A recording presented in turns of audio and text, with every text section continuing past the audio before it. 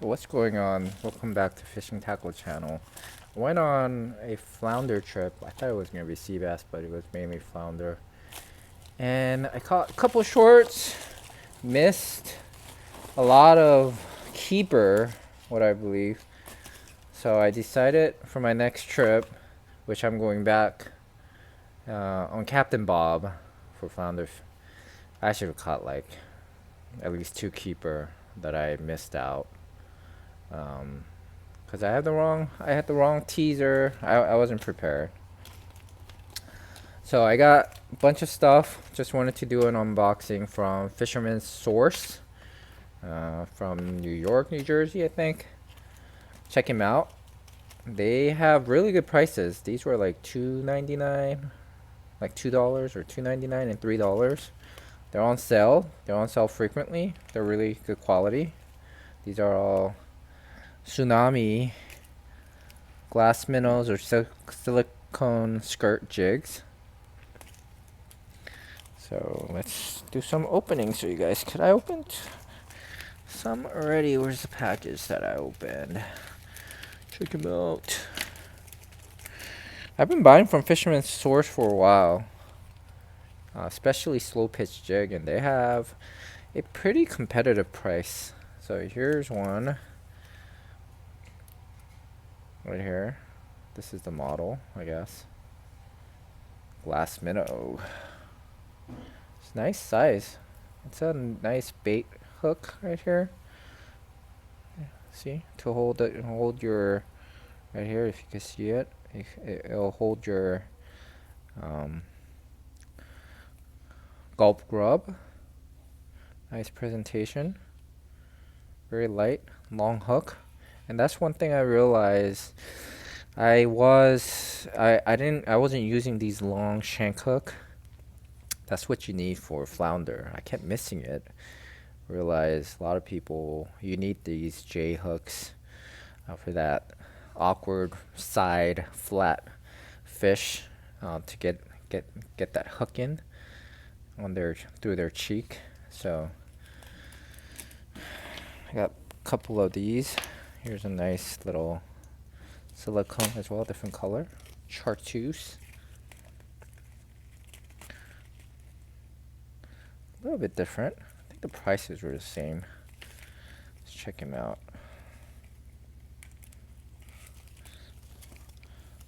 Silicone jig versus glass minnow. Supposed to be glass minnow, silicone jig.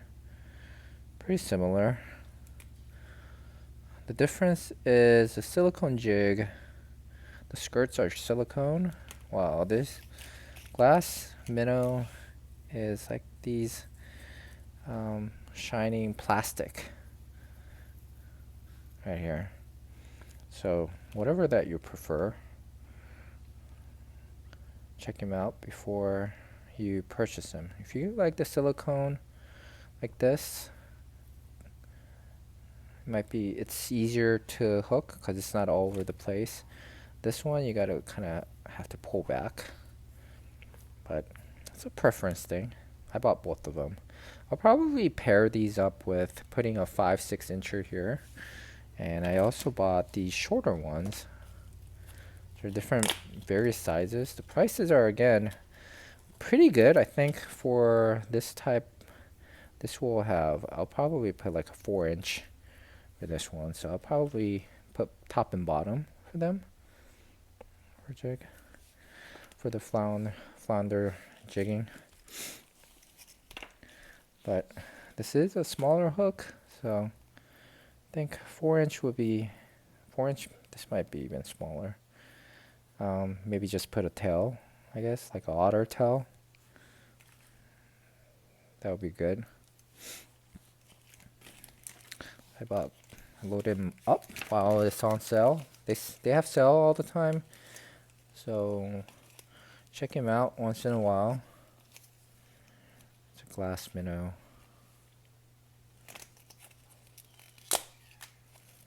Pretty cool. Yeah. They do work well. I feel like I've caught more with these jigs than other skirts for some reason. So something about the weight of this. I think this is like a 3/8 ounce or something like that. The hook, just the combination of it, the presentation. But success in flounder fishing, I mean, I think those kind of details really matter. I mean, what do you guys think? It's like some people stick to what they know and it works all the time, and I try to replicate it doesn't work, right? It's like, how do you guys, what's the best method? Do you guys use teasers? Do you guys use bucktails? What works for you guys? Like, share your knowledge. And I think it differs from where you're at too. The way people are more successful. I think Delaware, Maryland is similar. If you go up to New York, I think they do it a little bit different, and Maine as well. This one is just bucktail. So you, right here. So then you have an option, flexibility to put whatever type of size hook you want to put. I don't know if these are, it says bucktail teaser, so I would imagine these, does say these natural bucktails can be slipped over the leader and used as a fish attractor. So this is made in Philippines. Yep. That's probably why I'm able to afford these guys. The price is not that bad. These were on sale as well, so I just loaded up on these bucktail skirts. Different colors as well. Again, I really like these. Tsunami's well known. And then I figured, hey, why not? Let's test out some other things. I bought this as a sample because I feel like I could probably make one of these myself. The key to this is probably this little shiny thing right here. Let's see what they did. A typical bucktail with the hook, more of a shank hook. It says flounder, but I think fluke flounder, but I think it would work best with sea trout or croaker, or even striped bass. Let's check him out. So this is how it looks. Pull them apart. It's just too many pieces here. I'm not a big fan of, I don't know. What is this? Is this stuck together? Oh, there we go. It's stuck together. So, yeah. I don't know if it'll work better. Well, time will tell when I try this out. Is this going to attract more? So I did buy some of these little gadgets right here to put my shiner on the line. But would this work? I could just buy one of those tapes, cut it up. That's what it is. I mean, I paid $6 for this, but just wanted to share with you. Pretty easy to make. You just get one of those little holographic stickers. Probably easily buy it. Cut it out in a shape of a, I don't know, is this shiner or a minnow, and then attach it to the leader above, right? Concept. I'll try this. See if it'll work.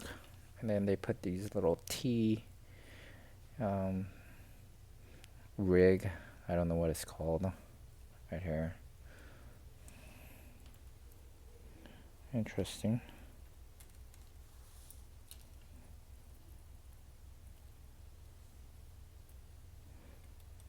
So supposedly it's, I guess it goes down like that and double. Oh, so you could adjust this to move him up. No, this one you can't really adjust, can you?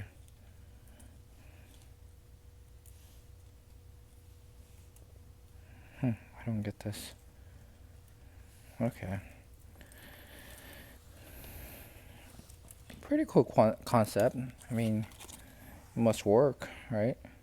Why not? So it's supposed to work like this, I guess. If I'm getting tangled. But aqua clear.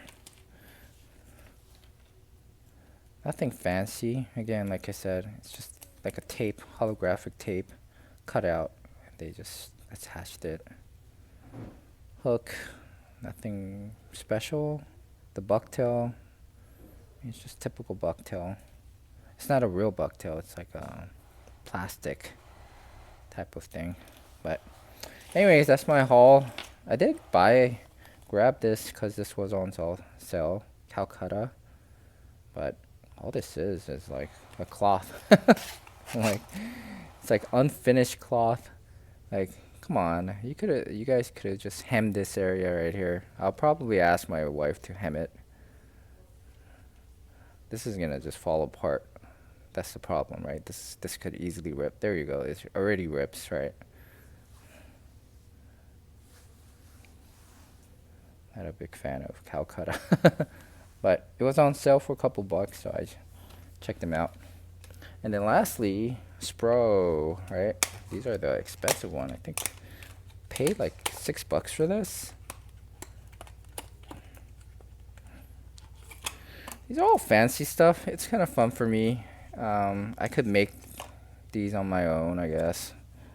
But, you know, something about, what do you guys think? Something about buying. Why is this so small? This isn't even, wait, it's a bucktail trail teaser, but this is super small. Yeah, I think this is not worth $6. So, this is really small. Smaller than these. But, I mean, again, it works just putting a otter tail or like squid or something like that. It will still be a good teaser. But I don't understand why it's so expensive. Again, I've always felt like when you buy the tackle from a tackle shop or from these companies, even though you can make them, it just works better, doesn't it? I mean, what do you guys think? Do you agree or disagree? I feel like even when the deckhand, the mates, put the rigs together for you, you have probably a better tied up rig, and then their rigs work better. But that's probably the difference between like a professional experts that work and live that life, fishing life, versus like a hobbyist like me and you guys, right? I think that's the small little difference, the small details that they see that we don't see, make them much more successful. But anyways, talk to you guys later. I hope you guys enjoy these kind of unboxing. I'll do more, have an excuse to make more videos like this. Talk to you guys later.